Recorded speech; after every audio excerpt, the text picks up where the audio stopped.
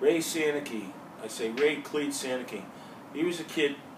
I don't know if you've ever seen this, but he had put like on the bottom of his heels and each shoe he put these cleats on. So every time he walked on the floor in school, which had these marble floors, he did click, click, click, click. So he was allowed to have these cleats in school? I don't know why they didn't tell him, go home and take those cleats off, because maybe his mother wrote in to say, otherwise his heels, he's preserved the heels or something. I don't know, but you could hear him a mile away, and that was his claim to fame, the cleats.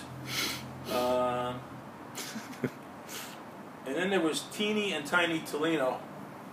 I mentioned those things. I don't know. I think they were still in my class. They were twins. Tiny was smaller than Tini. They were born like 3 minutes apart, but on different days. Oh wow! That was the word. Teeny and Tiny. Yeah. And I have about 10 girls listed here, but none of them.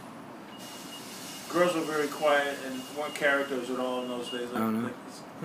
The boy, I think they could handle what the nuns were doing to us better. Or maybe I don't think the nuns went after them.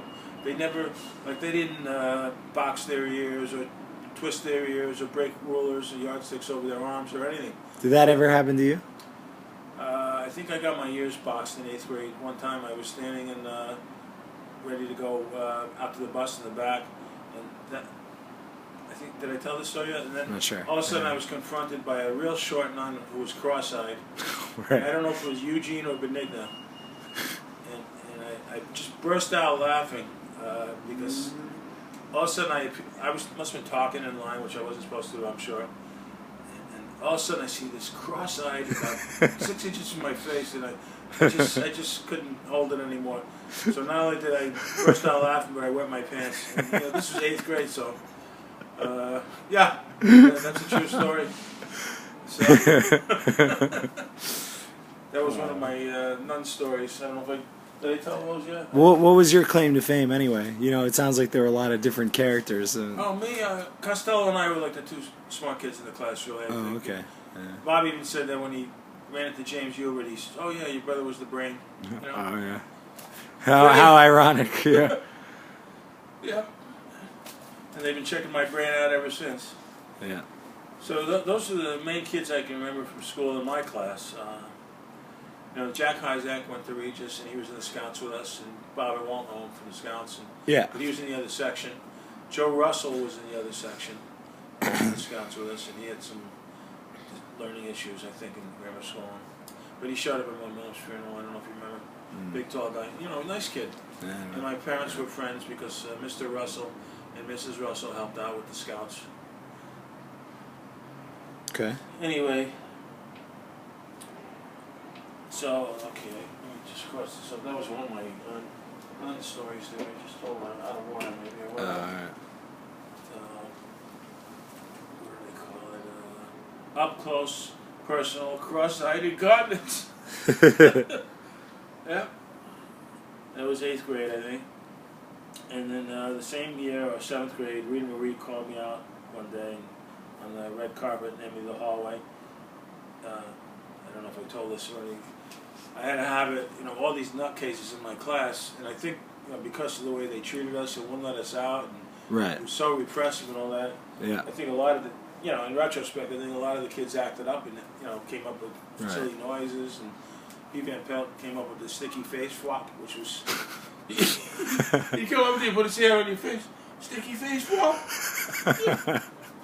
People were off their rockers, I think that was their way of dealing with, the oppressive situation. Being so oppressed. Yeah. Not being allowed out to, kids got to get out. And it doesn't sound like it was a healthy environment. No. And then they had the nerve, and this is what I was telling us a couple of weeks ago, they had the nerve to tell us how lucky we were to go to Catholic school and get taught by the nuns. And woe are those parents who are Catholic who are sending their kids to public school because that's wrong and they're going to have trouble getting into heaven, whereas, our parents are all set. And then this is around the time Fran told me that when she was in the 4th grade, there was a poor kid named Leroy Hazard that his sister Eugene had him gargle with drink. What was it, Mr. Clean? Remember that I was telling you about? Yeah. So, yeah. we would be saved, and my parents would be saved by having our kids taught by people that had kids gargle with Mr. Clean. That was healthier than going to public school and not being abused that way. I never saw anything like that in my class. I just saw. I think I got my ears boxed when more standard abuse, nothing. It was just nothing extraordinary. Boxed, ears twisted, yardstick. Sister Jean liked to put out your arm, and then she had this yardstick. She'd snap the yardstick in half. It didn't take much, and I don't think it hurt, but I don't think I was the victim, so I don't know. Yeah.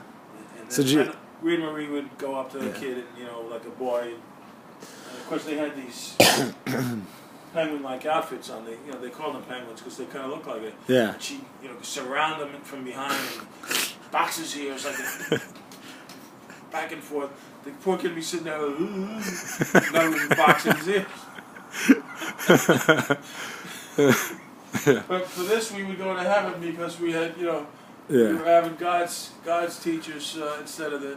So did you ever ask your parents, like, what's going on here, like with this educational system, or did it not come? I don't know. You didn't think about it later. When a friend told me this a few weeks back about the Mr. Clean gargling, I said, "Didn't you tell Mom and Dad?" I mean, this was Fran is 6 years younger, so maybe things had gotten worse. I never saw anything like that. Yeah. I mean, you could hurt somebody doing that, couldn't you?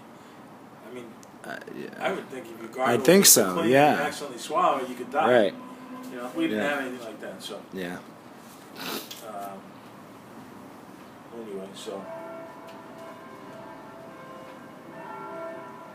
I basically behaved myself. I was like, I was a good audience for the kids that were acting up. I found it funny and I appreciated it and I laughed a lot. Which I wasn't supposed to be.